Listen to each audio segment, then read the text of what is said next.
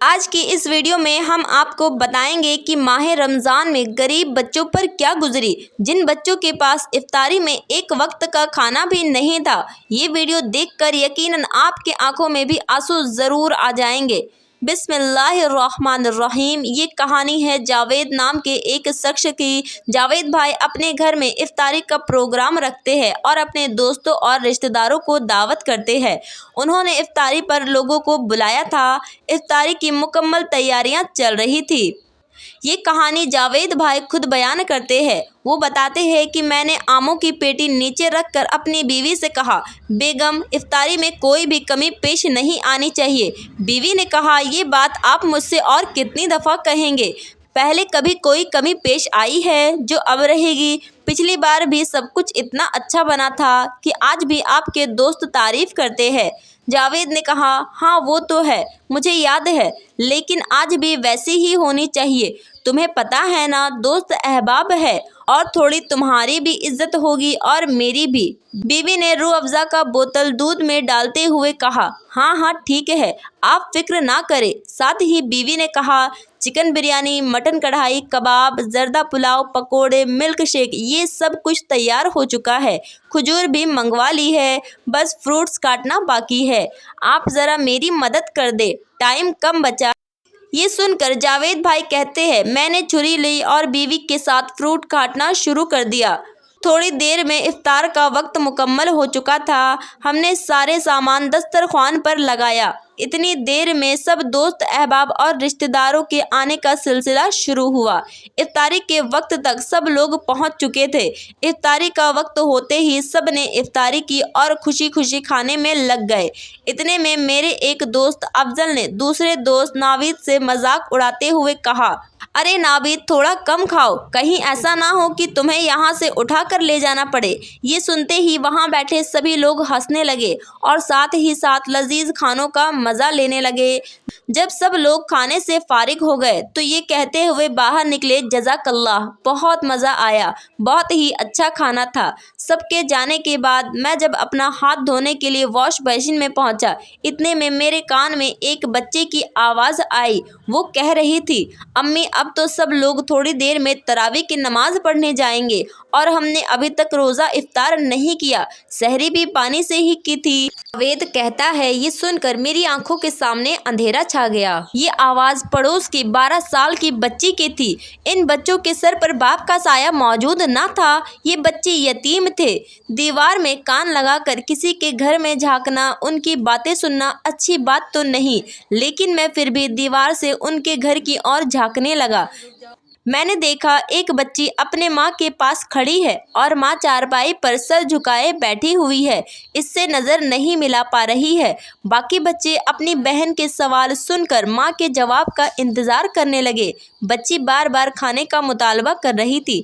جاوید بتاتے ہیں کہ میں یہ دیکھ کر جیسے پتھر ہو گیا۔ اس کی ماں نے جب اپنا سر اٹھایا تو اس کی نظر مجھ پر پڑ گئی۔ میں دیوار میں کھڑا ہوا، اس عورت کے آنکھوں میں آنسو بھرے تھے۔ اس عورت کی مجھ پر نظر پڑتے ہی وہ زبردستی مسکرائی، اپنے چادر سے آنسو پوچھتے ہوئے کہتی ہے، بھائی آپ کیسے ہیں؟ یہ لڑکی بہت بدمعاش ہے، ابھی کھانا کھائی ہے اور اب پھر سے ضد کر رہی ہے۔ جاوید کہتے ہیں کہ وہ جھوٹ بول رہی تھی، شاید جانتی تھی کہ میں نے بچے کی بات سن لی ہے۔ میں سوچ رہا تھا کہ میرے دوست جو افطاری کرتے وقت بار بار جو کھانے کی تعریفیں کر رہے تھے اور ایک دوسرے سے کہہ رہے تھے کہ بھائی کم کھاؤ وغیرہ وغیرہ، وہ سب باتیں جب انہوں نے سنی ہوگی تو ان پر کیا بیت رہی ہوگی۔ جاوید بتاتا ہے کہ یہ دیکھ کر میں کچھ سوچ رہا تھا، اتنے میں کب میری بیوی میرے پاس آ کر کھڑی ہو گئی۔ میں نے اپنے آپ کو بڑی مشکل سے خود کو نارمل کیا اور بجلی کی تیزی کی طرح باہر کی اور نکلا تو میری بیوی کہنے لگی، ارے ارے کہاں جا رہے ہیں؟ کیا ہوا؟ سب خیریت تو ہے نا؟ آرام سے جائیے، آخر ہوا کیا ہے؟ بیوی سوال پر سوال کرتی رہی اور میں بغیر کسی سوال کا جواب دیے بازار کی طرف چلا گیا۔ میں نے وہاں سے ہر وہ چیز خریدی جو میں نے اپنی افطاری کے لیے خریدی تھی اور میں نے افطاری میں کھائی تھی، اسے لے کر واپس چل دیا۔ میرا ہر قدم مجھے بھاری لگ رہا تھا۔ اس بچے کی باتیں اور اس بیوہ عورت کے آنسو میں بھول نہیں پا رہا تھا۔ घर पहुंचने में तकरीबन आधा घंटा लगता है, लेकिन मैंने 10 मिनट में ही वापसी का सफ़र तय कर लिया और उनके घर चला गया। दरवाजे पर दस्तक दी, उसी बच्ची ने दरवाज़ा खोला। मुझ पर नज़र पड़ते ही उसकी आंखें खुशी से चमक उठी। वो दरवाजे से वापस मुड़ी और ज़ोर ज़ोर से चिल्लाने लगी, देखो जावेद अंकल क्या लेकर आए हैं, देखो जावेद अंकल क्या लेकर आए हैं। सभी बच्चे मेरी ओर लपके और मैं सारा सामान नीचे रखकर सबको बारी बारी अपने सीने से लगाया और इनकी पेशानी पर बोसा दिया। इनकी माँ ये सब देखकर बिलक बिलक कर रोने लगी। मैं भी अपने आंसू को रोक ना पाया। बच्चों का शोर सुनकर मेरी बीवी भी दीवार पर आ गई और ये सब कुछ अपने आंखों से देखने लगी। जब मैंने उसकी तरफ देखा तो वो मुझे देखकर मुस्कुरा रही थी और अपने आंसू को पोंछने लगी। मैंने सारा सामान खोला और बच्चों को बिठाकर उन सभी को खाना खिलाया। हर लुकमे के साथ बच्चे मुझे मुस्कुराकर अजीब निगाहों से देख रहे थे और खुश हो रहे थे। बच्चों ने जी भरकर खाना खाया। जब सब खाना खा चुके थे तो मैंने उन लोगों से कहा, अब आप लोग आराम करो और आप अपनी अम्मी से भी कहो कि वो भी खाना खा ले।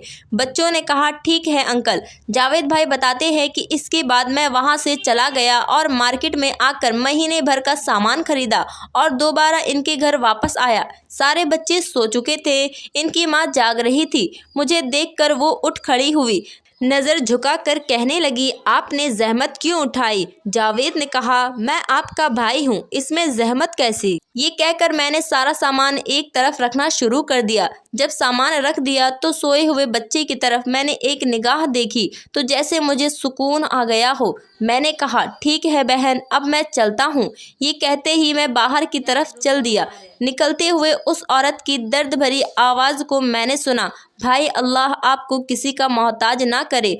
वो मुझे दुआएं देने लगी। जिस्म में एक सख्त लहर दौड़ गई। मैं बाहर निकला तो उसने दरवाज़ा बंद कर लिया। फिर इसके बाद मैंने हर दिन बच्चों को खेलने की आवाज़ें आती रही। इसे सुनकर मेरी रूह को सुकून मिलता रहा। इतना सुकून मुझे मेरी ज़िंदगी में पहली बार मिला था। जावेद कहता है, घर पहुंचकर मैंने सजदाए शुक्र अदा किया। अल्लाह की बारगाह में रो रो कर माफ़ी मांगी, ए अल्लाह मुझे माफ़ फरमा दे। इस बात से गाफिल था कि मेरे पड़ोस में एक बेवा औरत रहती है। उस बेवा औरत के बच्चों के पास पता नहीं सहरी और इफ्तारी का इंतज़ाम होगा भी या नहीं। आपकी दी हुई नेमतों से मैं लुत्फ़ उठाता रहा। मेरे घर के बाहर ही मौजूद मेरे हमसाये जिनके हुकूक से मैं गाफिल रहा। हम खाते पीते रिश्तेदारों और दोस्तों को तो दावतों पर बुला लेते हैं और हम समझते हैं कि हमने बहुत बड़ा सवाब का काम कर लिया है। यकीनन किसी रोज़ेदार को रोज़ा इफ्तार कराना बहुत बड़ा सवाब का काम होता है,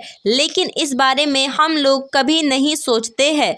मुस्तहिक लोगों तक उनका हक पहुंच रहा है भी या नहीं। खुशनसीब होते हैं वो शख्स जिसको अल्लाह ताला ने नेकी करने की तौफीक अता फरमाई और नेकी करने के लिए चुना है, और नेकी खुद चलकर उस शख्स के पास जाती है।